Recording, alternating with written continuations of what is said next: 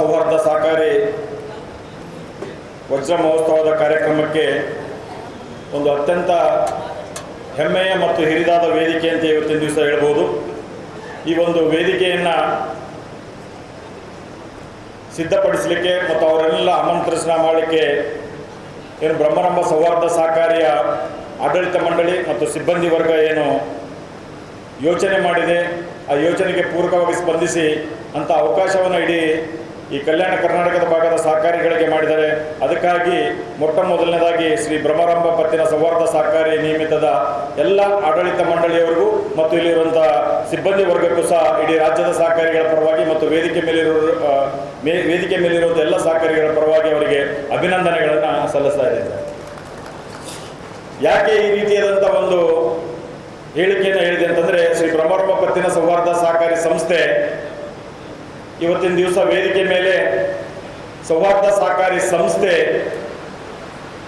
ಅಥವಾ ಈ ರೀತಿಯನ್ನು ಆಲೋಚನೆಯನ್ನು ಆಲ್ಟರ್ನೇಟ್ ಆಗಿರುವಂಥ ಒಂದು ಕಾಯ್ದೆ ಬರಬೇಕು ಅಂತನೋ ನಿಟ್ಟಿನಲ್ಲಿ ಯಾರು ಪ್ರಮುಖವಾದಂಥ ಕಾರಣಕರ್ತರಿದ್ದಾರೋ, ಆಗಿನ ಸಂದರ್ಭದಲ್ಲಿ ಸಹಕಾರಿ ಸಚಿವರಾಗಿ ಕಾರ್ಯನಿರ್ವಹಿಸಿದಾರೋ ಅವರನ್ನು ಈ ವೇದಿಕೆ ಮೇಲೆ ಕರೆದುಕೊಂಡು ಬರುವಂಥ ಪ್ರಯತ್ನವನ್ನಾಗಿದೆ. ಅದೇ ಅಲ್ಲದೆ ಆ ಕಾಯ್ದೆಯನ್ನು ಬರಬೇಕಂತ ಪ್ರಯತ್ನ ಏನೋ ಮಾಡಿದರು. ಆ ಕಾಯ್ದೆ ಯಾವ ರೂಪದಲ್ಲಿ ಇರಬೇಕು ಅಂತೇಳಿ ಆ ಕರಡು ಸಮಿತಿ ಏನಿದೆ, ಆ ಕರಡು ಸಮಿತಿಯಲ್ಲಿ ಸಕ್ರಿಯವಾಗಿ ಭಾಗವಹಿಸಿದಂತಹ ಡಿಪಾರ್ಟ್ಮೆಂಟ್ನಲ್ಲಿ ಸಕ್ರಿಯವಾಗಿ ಮತ್ತು ಅತ್ಯಂತ ಪಾರದರ್ಶಕವಾಗಿ ಶ್ರೇಷ್ಠವಾದಂಥ ಒಂದು ಅಧಿಕಾರಿಗಳಿದ್ದಾರೆ. ಅಂಥ ಅಧಿಕಾರಿಗಳನ್ನು ಸಹ CN ಪರಶುಮೂರ್ತಿ ಸಾಹೇಬರನ್ನು ಇವತ್ತಿನ ದಿವಸ ಕರೆತಂದಿದ್ದಾರೆ. ಕಾಯ್ದೆಯನ್ನು ಜಾರಿಗೆ ತರಲಿಕ್ಕೆ ಅಷ್ಟೇ ಆಯಿತು, ಅದನ್ನು ಡ್ರಾಫ್ಟು ಸಹ ಆಯಿತು, ಸದನದಲ್ಲಿ ಸಂಬಂಧಪಟ್ಟ ಮಂಡನೆ ಆಯಿತು. ಅದನ್ನು ಕಾಯ್ದೆಯಾಗಿ ಕರ್ನಾಟಕ ರಾಜ್ಯಕ್ಕೆ ಇಂಪ್ಲಿಮೆಂಟ್ ಆಗಬೇಕಲ್ಲ, ಅದಕ್ಕೆ ಸಂವರ್ಧನಾ ಸಮಿತಿ ಅಂತ ಮಾಡಿ ಆ ಸಂವರ್ಧನಾ ಸಮಿತಿಯ ಒಂದು ನೇತೃತ್ವವನ್ನು ವಹಿಸಿಕೊಂಡಂತಹ ಶ್ರೀಯುತ ಮನೋಹರ್ ಮಸ್ಕಿ ಅವರನ್ನು ಇವತ್ತಿನ ದಿವಸ ವೇದಿಕೆ ಮೇಲೆ ಕೂಡಿಸಿದ್ದಾರೆ. ಅದಕ್ಕಾಗಿ ಈ ಒಂದು ಸೌಹಾರ್ದ ಸಹಕಾರಿಯ ತ್ರಿಮೂರ್ತಿಗಳಂತ ಹಿಂದೇನು ಹೇಳ್ತೀರೋ ಆ ತ್ರಿಮೂರ್ತಿಗಳು ಸಹ ಇವತ್ತಿನ ದಿವಸ ವೇದಿಕೆ ಮೇಲಿದ್ದಾರೆ. ಅದಕ್ಕಾಗಿ ಶ್ರೀ ಬ್ರಹ್ಮರಂಭ ಪತ್ತಿನ ಸೌಹಾರ್ದ ಸಹಕಾರಿಗೆ ಅಭಿನಂದನೆಗಳನ್ನು ಸಲ್ಲಿಸ್ತಾ ಇದ್ದೀನಿ.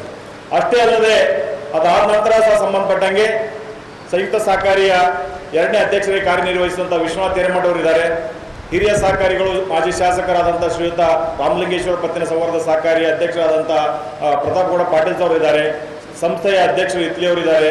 ಈ ಪ್ರೊಫೆಷನಲ್ ಡೈರೆಕ್ಟರ್ ಅನ್ನು ಸಂಬಂಧಪಟ್ಟಂಗೆ ಕೇವಲ ಸಹಕಾರಿ ಸಂಸ್ಥೆಯ ಕ್ರೆಡಿಟ್ ಪತ್ತಿನ ಸಹಕಾರಿ ಸಂಸ್ಥೆಗಳಷ್ಟೇ ಅಲ್ಲ, ಬ್ಯಾಂಕಿನಲ್ಲಿ ಕಾರ್ಯನಿರ್ವಹಿಸಿ ಸೌಹಾರ್ದ ಸಹಕಾರಿಗಳಿಗೆ ಬ್ಯಾಂಕಿಂಗ್ ನಾಮ್ಸ್ಗಳು ಅಪ್ಲಿಕೇಬಲ್ ಆಗದೇ ಇದ್ದರೂ ಸಹ ನಾವು ಸಹ ಸಂಬಂಧಪಟ್ಟಂಗೆ RBI ರಿಸರ್ವ್ ಬ್ಯಾಂಕಿನ ಏನು ಬ್ಯಾಂಕ್ಗಳು ನಿರ್ವಹಿಸ್ತವೆ ಅಂಥ ನಿಯಮಗಳನ್ನು ನಾವು ಸ್ವಯಂ ಪ್ರೇರಿತವಾಗಿ ಅಳವಡಿಸ್ಕೊಳ್ಬೇಕಂತೇಳಿ ರಾಜ್ಯದ ನಾವು ಅಪೆಕ್ಸ್ ಬ್ಯಾಂಕ್ ಅಂತ ಏನು ಕರಿತೀವಿ, ಅಪೆಕ್ಸ್ ಬ್ಯಾಂಕಲ್ಲಿ IT ಸೆಲ್ನಲ್ಲಿ ಕಾರ್ಯನಿರ್ವಹಿಸಿದಂಥವ್ರನ್ನ ಇವತ್ತಿನ ದಿವಸ ಪ್ರೊಫೆಷನಲ್ ಡೈರೆಕ್ಟರ್ ಆಗಿ SC ಕುಲಕರ್ಣಿ ಅವರನ್ನು ತೆಗೆದುಕೊಂಡಿದ್ದಾರೆ.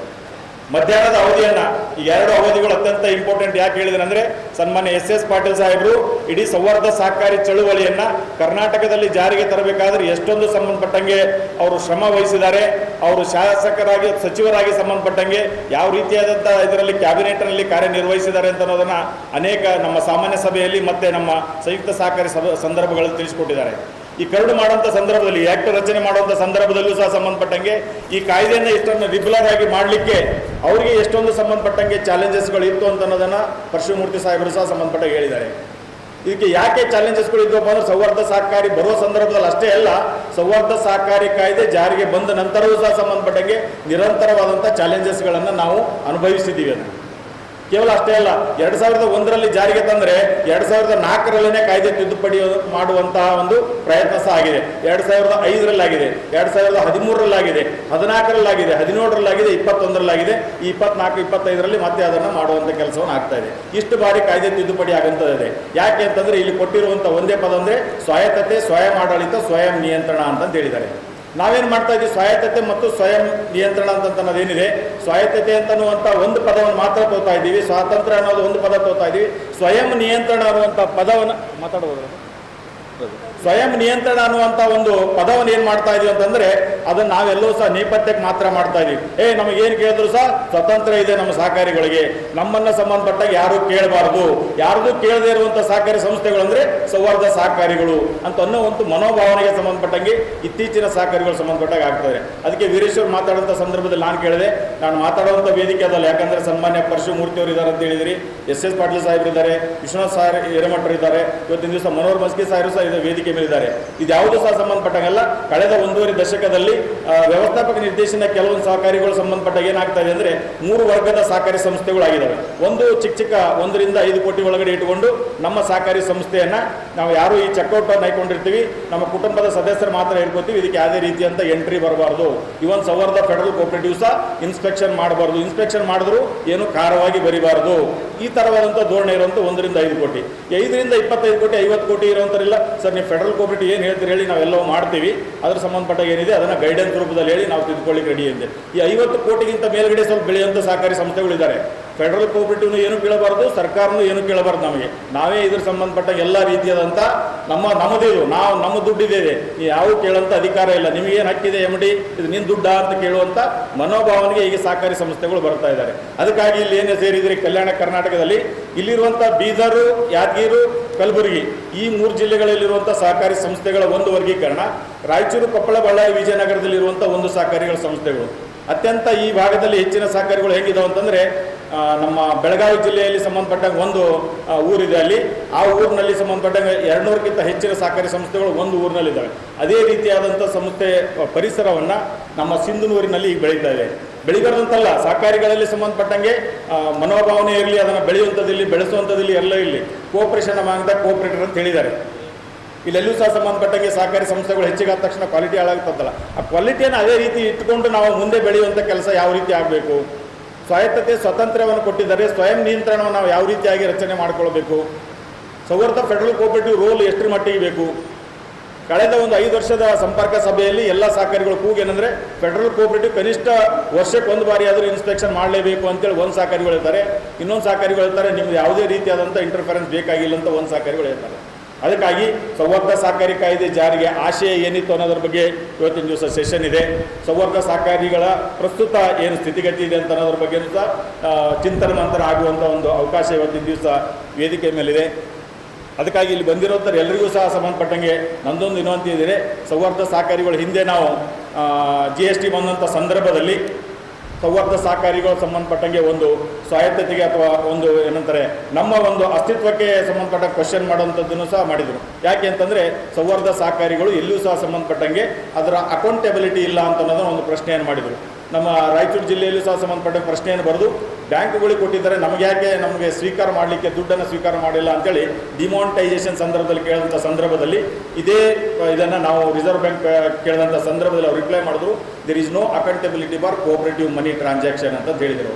ಅದಕ್ಕೆ ನಾವು ಸೌಹಾರ್ದ ಸಹಕಾರಿ ಸಂಸ್ಥೆಗಳು ಸಂಬಂಧಪಟ್ಟಂಗೆ ಯಾವ ರೀತಿ ಅಕೌಂಟೆಬಿಲಿಟಿ ತರಬೇಕು ಅಂತ ಯೋಚನೆಯನ್ನು ಸಹ ಈಗ ಇನ್ಕಮ್ ಟ್ಯಾಕ್ಸ್ ಮಾಡ್ತಾ ಇದೆ, ನಿಮಗೆಲ್ಲವೂ ಸಹ ಕಂಡು ಬಂದಿರ್ಬೋದು. ಅದೇ ರೀತಿಯಾಗಿ ಡಿಮಾನಿಟೈಸೇಷನ್ ಆಗಿರ್ಬೋದು, ಕರೋನಾ ಸಂದರ್ಭದಲ್ಲಾಗಿರ್ಬೋದು. ಕರೋನಾ ಸಂದರ್ಭದಲ್ಲಿ ಬೇರೆ ಎಲ್ಲ ಸಹಕಾರಿ ಸಂಸ್ಥೆಗಳು ನ್ಯಾಷನಲೈಸ್ ಬ್ಯಾಂಕ್ ಮಾಡದಿರೋಕ್ಕಿಂತ ಒಂದು ಮಟ್ಟ ಹೆಚ್ಚಿನದಾಗಿ ಪತ್ತಿನ ಸಹಕಾರಿ ಸಂಸ್ಥೆಗಳು ಕಾರ್ಯನಿರ್ವಹಿಸಿದ್ದಾವೆ. ಅವು ಯಾಕೆ ಅಂತಂದರೆ ಸಾಮಾಜಿಕ ಬದ್ಧತೆ ಅಂತ ಹೇಳ್ತೀವಿ ನಾವು. ಸಹಕಾರಿಗಳಲ್ಲಿ ಸಂಬಂಧಪಟ್ಟಂಗೆ ಕಂಪ್ನಿಗಳಿಗೆ CSR ಮಾಡ್ದಂಗೆ ಯಾವುದೇ ರೀತಿಯಲ್ಲಿ ಮಾಡೋದು ಬೇಕಾಗಿಲ್ಲ. ಸೌಹಾರ್ದ ಸಹಕಾರಿಗಳು ಪ್ರಾರಂಭದಿಂದಲೂ ಸಹ ಸಂಬಂಧಪಟ್ಟಂಗೆ ಸಾಮಾಜಿಕ ಬದ್ಧತೆಯನ್ನು ನಿರ್ವಹಿಸಿಕೊಂಡು ಬರ್ತವೆ. ಅದ್ರ ಭಾಗವಾಗಿ ಸಂಬಂಧಪಟ್ಟಂಗೆ ಸೌಹಾರ್ದ ಸಹಕಾರಿಗಳು ಕಾರ್ಯನಿರ್ವಹಿಸಿದ್ದಾವೆ. ಅದಕ್ಕೆ ಸೌಹಾರ್ದ ಸಹಕಾರಿ ಕಾಯ್ದೆ ಜಾರಿಗೆ ಬರುವಂಥ ಸಂದರ್ಭದಲ್ಲಿ ಅಷ್ಟೇ ತೊಂದರೆಗಳು ಮತ್ತು ಚಾಲೆಂಜಸ್ ಅಲ್ಲ, ಬಂದ ಮೇಲೂ ಸಹ ಸಂಬಂಧಪಟ್ಟಂಗೆ ಡಿಮಾನಿಟೈಸೇಷನ್ನು ಸಂಬಂಧಪಟ್ಟಾಗಿರ್ಬೋದು, ನಮ್ಮ ಏನಂತಾರೆ ಕರೋನಾದಂಥ ಸಂದರ್ಭಗಳಾಗಿರ್ಬೋದು, ಇತ್ತೀಚೆಗೆ ಬಂದಂಥ ATP 2D ಸಂಬಂಧಪಟ್ಟಂಗೆ ಆಗಿರ್ಬೋದು. ಅಲ್ಲಿರುವಂಥ ಒಬ್ಬ ಅಸೆಸಿಂಗ್ ಆಫೀಸರ್ ಹೇಳಿದ್ರು, ರಾಜ್ಯದಲ್ಲಿರುವಂಥ ಸೌಹಾರ್ದ ಸಹಕಾರಿಗಳು ಸಹಕಾರಿ ಸಂಘಗಳಲ್ಲ ಅಂತೇಳಿ ಒಂದು ಆರ್ಡರನ್ನು ಕೊಟ್ಟಿದ್ದರು. ಅದಕ್ಕೆ ಸೌಹಾರ್ದ ಫೆಡರಲ್ ಕೋಆಪರೇಟಿವ್ ಇಡೀ ರಾಜ್ಯಕ್ಕೆ ರೀತಿಯಲ್ಲಿ ಆಗುವಂಥ ನಿಟ್ಟಿನಲ್ಲಿ ಸಂಬಂಧಪಟ್ಟಂಗೆ ನಮ್ಮ ಗೌರವಾನ್ವಿತ ನ್ಯಾಯಾಧೀಶರು ಕೃಷ್ಣ ದೀಕ್ಷಿತ್ ಸಾಹೇಬರು ಮತ್ತು ಡಬಲ್ ಬೆಂಚಲ್ಲೂ ಸಹ 2 ಕಡೆ ಸಹ ಸೌಹಾರ್ದ ತತ್ವಗಳ ಆಧಾರದ ಮೇಲೆಯೇ ಸಹ ಸೌಹಾರ್ದ ಸಹಕಾರಿಗಳು ಕಾರ್ಯನಿರ್ವಹಿಸುತ್ತವೆ. ಈ ಆ್ಯಕ್ಟು ಸಹ ಸಂಬಂಧಪಟ್ಟಂಗೆ ಅದೇ ರೀತಿಯಾಗಿ ಕಾರ್ಯನಿರ್ವಹಿಸುತ್ತದೆ ಅಂತ ಮಾತನ್ನು ಹೇಳಿ ಒಂದು ಜಜ್ಮೆಂಟನ್ನು ಕೊಡಬೇಕಾಯಿತು. ಆ ಜಜ್ಮೆಂಟನ್ನು ಇಡೀ ರಾಜ್ಯದ ಸೌಹಾರ್ದ ಸಹಕಾರಿಗಳಿಗೆ ಅನ್ವಯವಾಗುವ ನಿಟ್ಟಿನಲ್ಲಿ ಕಾರ್ಯನಿರ್ವಹಿಸಬೇಕಾಯಿತು. ಈ ರೀತಿ ಸಾಕಷ್ಟು ಚಾಲೆಂಜಸ್ಗಳು ಮಧ್ಯದಲ್ಲೂ ಸಹ ಸೌಹಾರ್ದ ಸಹಕಾರಿಗಳು ಇವತ್ತಿನ ದಿವಸ ಬೆಳೆದು ಇಡೀ ರಾಜ್ಯದಲ್ಲಿ ಈ ರೀತಿಯ ಕೆಲಸ ಮಾಡುವಂಥದ್ದನ್ನು ದೇಶದಲ್ಲಿ ತಿಳಿಸ್ಕೊಡುವಂಥದ್ದು ಮಾಡಿದೆ. ಇವನ್ ಅಂತಾರಾಷ್ಟ್ರೀಯ ಮಟ್ಟದಲ್ಲೂ ಸಹ ಸೌಹಾರ್ದ ಸಹಕಾರಿಗಳ ಚಳುವಳಿಗಳ ಬಗ್ಗೆ ತಿಳಿಸ್ಕೊಡುವಂಥದ್ದು ಮಾಡಿದೆ. ಈ ಥರ ಪ್ರಾರಂಭ ಸೌಹಾರ್ದ ಸಹಕಾರಿ ಸಂಸ್ಥೆಯ ಆಡಳಿತ ಮಂಡಳಿ ಸಿಬ್ಬಂದಿ ವರ್ಗದಲ್ಲಿದ್ದಾರೆ.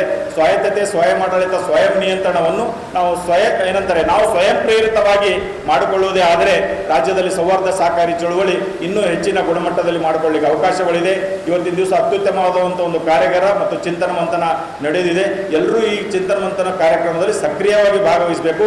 ಸನ್ಮಾನ್ಯ ಎಸ್ ಎಸ್ ಪಾಟೀಲ್ ಪರಶುಮೂರ್ತಿ ಸಾಹೇಬರು ಮನೋಹರ್ ಮಸ್ಕಿ ಅವರು ಹೇಳಿದಂಥ ಕೆಲವು ಹೇಳಿಕೆಗಳನ್ನು ನಾವು ತಿಳ್ಕೊಂಡು ಮುಂದೆ ಯಾವ ರೀತಿಯಲ್ಲಿ ಆಗಿರೋದು 25 ವರ್ಷ ಇಲ್ಲಿವರೆಗೆ ಕಳೆದಿದ್ದೀವಿ. ಸೌಹಾರ್ದ ಸಹಕಾರಿ ಚಳವಳಿಗೂ ಸಹ ಸಿಲ್ವರ್ ಜುಬ್ಲಿ ಒಂದು ಆಚರಣೆ ಸಂಭ್ರಮ ಇದೆ. 1/1/2001 ಜಾರಿಗೆ ಬಂತು, 1/1/2025 25 ವರ್ಷಗಳ ಸಂಬಂಧಪಟ್ಟಂಗೆ ಆಗ್ತಾ ಇದೆ. ವರ್ಷಪೂರ್ತಿ ಅನೇಕ ಕಾರ್ಯಕ್ರಮಗಳನ್ನು ಸಹ ಮಾಡ್ತಾ ಇದೆ. ಇಂಥ ಸಂದರ್ಭದಲ್ಲಿ ಒಂದು 25 ವರ್ಷಗಳ ಕಳೆದಂಥ ಸಂದರ್ಭದಲ್ಲಿ 50,000 ಕೋಟಿ ದುಡಿಯುವ ಬಂಡವಾಳವನ್ನು ಹೊಂದು ಎಲ್ಲ ಸೌಹಾರ್ದ ಸಹಕಾರಿಗಳ ದುಡಿಯುವ ಬಂಡವಾಳವನ್ನು ಹೊಂದಿಕೊಂಡು ಕಾರ್ಯನಿರ್ವಹಿಸ್ತಾ ಇದೆ.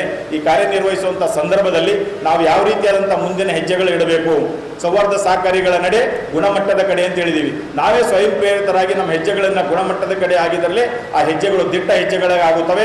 ಸೌಹಾರ್ದ ಸಹಕಾರಿ ಚಳವಳಿ ಕೇವಲ ರಾಜ್ಯ ಮಟ್ಟದ ಅಷ್ಟೇ ಅಲ್ಲ, ದೇಶದಲ್ಲೂ ಸಹ ಉತ್ತಮವಾದಂಥ ಒಂದು ಮಾದರಿ ಸಂಸ್ಥೆಯಾಗಿ ಆಗುತ್ತೆ. ಈ ಆ್ಯಕ್ಟ್ ಅನ್ನು ಮಾಡುವಂಥ ಸಂದರ್ಭದಲ್ಲಿ 9 ರಾಜ್ಯಗಳು ಇದನ್ನು ಅಳವಡಿಸಿಕೊಂಡಿದ್ದಾವೆ. ದೇಶದಲ್ಲಿರುವಂಥ 9 ರಾಜ್ಯಗಳು ಈ ಪ್ಯಾರಲಲ್ ಆ್ಯಕ್ಟ್ ಅನ್ನು ಅಳವಡಿಸಿಕೊಂಡು ಈ ಸೌಹಾರ್ದ ಸಹಕಾರಿ ಕಾಯ್ದೆಯನ್ನು ಕರ್ನಾಟಕ ರಾಜ್ಯದಲ್ಲಿ ಇಟ್ಟಿದ್ದಾರೆ. ಅನೇಕ ಪ್ರಿನ್ಸಿಪಲ್ ಸೆಕ್ರೆಟರಿಗಳು ಮತ್ತು RCS ನಾನು ಕೇಳಿದಂದ್ರೆ ಈ ಹೆಸರು ಸೆಲೆಕ್ಟೆಡ್ ಮಾಡಿದರೆ ಯಾರು, ಬೇರೆ ಕಡೆಗೆಲ್ಲ ಸಮದೇ ಆದಂಥ ಪ್ಯಾರಲಲ್ ಆ್ಯಕ್ಟು, ಲಿಬರಲ್ ಆ್ಯಕ್ಟು, ಬೇರೆ ಬೇರೆ ಆ್ಯಕ್ಟ್ಗಳು ಇಟ್ಕೊಂಡಿದ್ದಾರೆ. ಈ ಕರ್ನಾಟಕ ಸೌಹಾರ್ದ ಸಹಕಾರಿ ಕಾಯ್ದೆ ಅಂತೇಳಿ ಸೌಹಾರ್ದವನ್ನು ಪದವನ್ನು ಆಯ್ಕೆ ಮಾಡುವಂಥದ್ದು ನೀವು ತುಂಬ ಉತ್ತಮವಾದಂಥ ಹೆಸರನ್ನು ಆಯ್ಕೆ ಮಾಡ್ಕೊಂಡಿದ್ದೀರಿ. ಈ ಒಂದು ಸಂಚಿಕೆ ನಮ್ಮದೇ ಮಂತ್ಲಿ ಮ್ಯಾಗ್ಝಿನ್ ಇದೆ, ಸ್ವಾಭಿಮಾನಿ ಸಹಕಾರಿ ಅಂತಂದು ಹೇಳ್ತೀರಿ. ನೀವು ಸೌಹಾರ್ದ ಸಹಕಾರಿಗಳಷ್ಟೇ ಸ್ವಾಭಿಮಾನಿಗಳು, ಉಳುಕಿದವರಲ್ಲ ಅಂತ ಅನ್ನೋದ್ರ ಬಗ್ಗೆನೂ ನಮ್ಮ ಪ್ರಿನ್ಸಿಪಲ್ ಸೆಕ್ರೆಟರಿ ಮತ್ತು RCS ಅವರು ಪ್ರಶ್ನೆ ಮಾಡಿದ್ದಾರೆ. ಮೊದಲನೇ ಹಂತದಲ್ಲಿ ಏನು 10 ವರ್ಷಗಳ ಕಾಲ ಬೆಳೆಸ್ಕೊಂಡು ಬಂದಿದ್ದಾರೆ, ಅದೆಲ್ಲವೂ ಸಹ ಸಂಬಂಧಪಟ್ಟ ಫುಟ್ ಪ್ರಿಂಟ್ ಆಗಿ ಮುಂದಿನ 15 ವರ್ಷಗಳ ಕಾಲ ನಾವು ಅದಕ್ಕೆ ಮುಂದೆ ಬೆಳೆಸುವಂಥ ಒಂದು ಯೋಜನೆಯನ್ನು ಮಾಡಿದ್ದೀವಿ.